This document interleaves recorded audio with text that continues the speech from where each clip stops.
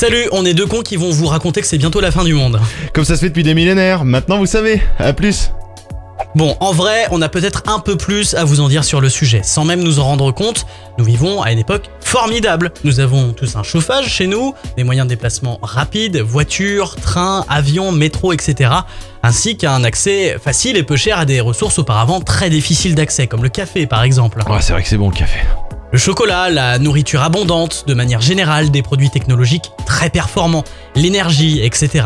Et si on pense au niveau de vie qu'avaient les êtres humains il y a 2 siècles et qui était sensiblement le même depuis l'invention de l'agriculture, il y a plus de 10 000 ans, on a vraiment une vie facile avec des boulots pas trop contraignants physiquement.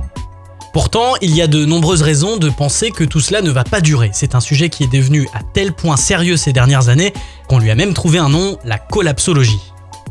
Mais qu'est-ce qu'on entend exactement par collapsologie ? Ce mot est un néologisme qui vient de l'anglais to collapse, qui signifie s'effondrer.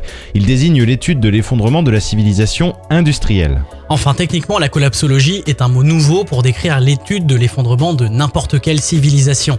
Pas que de la nôtre. On peut par exemple citer les travaux de Montesquieu qui écrivait déjà en 1734 sur la chute de l'Empire romain. C'est typiquement un ouvrage de collapsologie a posteriori, tout comme on a écrit plus récemment sur le destin des habitants de l'île de Pâques. Et nous, ce qu'on vous propose sur cette chaîne, c'est de faire la même chose, mais avec notre civilisation. Amour, joie et gaieté.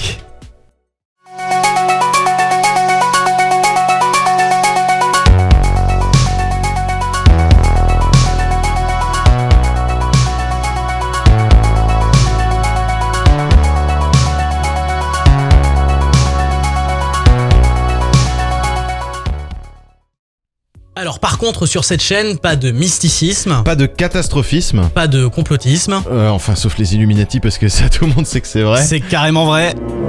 Mais alors, qu'est-ce qui nous fait penser que ça risque de s'effondrer ? Eh bien pour pouvoir anticiper la fin, il faut déjà comprendre le début. Notre monde est fondé depuis au moins 150 ans sur l'exploitation de nombreuses ressources naturelles auxquelles nous nous sommes rendus dépendants et qui, si elles venaient à disparaître, entraîneraient avec elles notre mode de vie.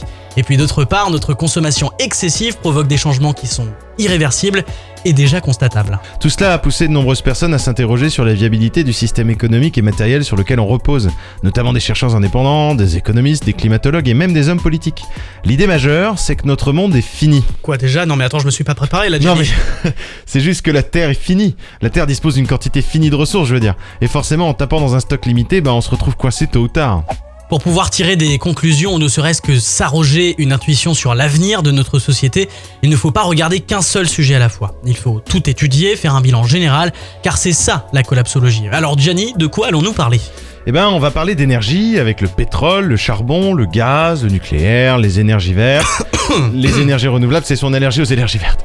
On va également aborder de grands sujets comme le changement climatique, l'alimentation, la démographie, l'économie, etc. Préparez vos boîtes de Doliprane les mecs, ça va faire mal. D'ailleurs Gianni, petite question, est-ce que dans un monde sans pétrole, on pourrait faire des médocs ?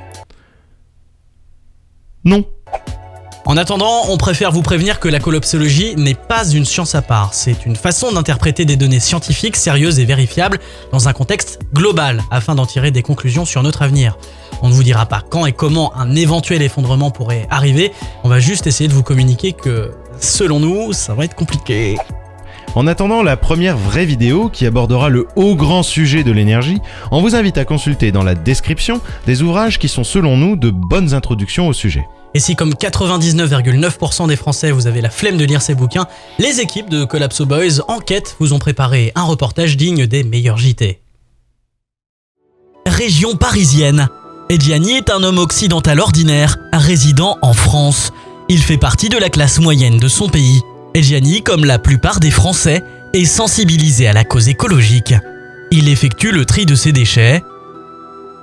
Il réduit sa consommation de produits transformés. Il réduit son impact sur l'environnement en mangeant moins de viande et plus de légumes. Quant à ses amis qui ne respectent pas ses propres valeurs, il n'hésite pas à leur montrer son mécontentement. Il soutient ceux qui veulent changer les choses et faire de la planète un endroit plus agréable pour l'ensemble de l'humanité. Quant à ceux qui détruisent la planète en exploitant des ressources fossiles, polluent l'environnement et détruisent les écosystèmes, Gianni les déteste fortement.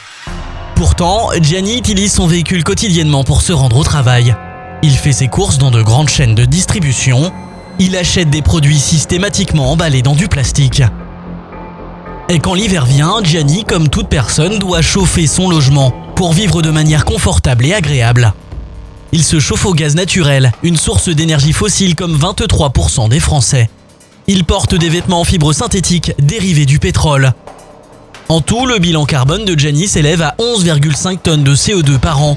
Pour pouvoir respecter l'accord de Paris sur les 2 degrés, il faudrait le ramener à 2,3 tonnes par an, c'est-à-dire 5 fois moins. Un véritable défi.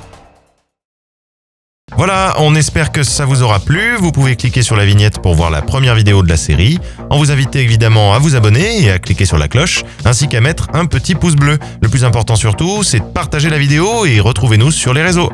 C'était les Collapso Boys et on vous souhaite une bonne déprime.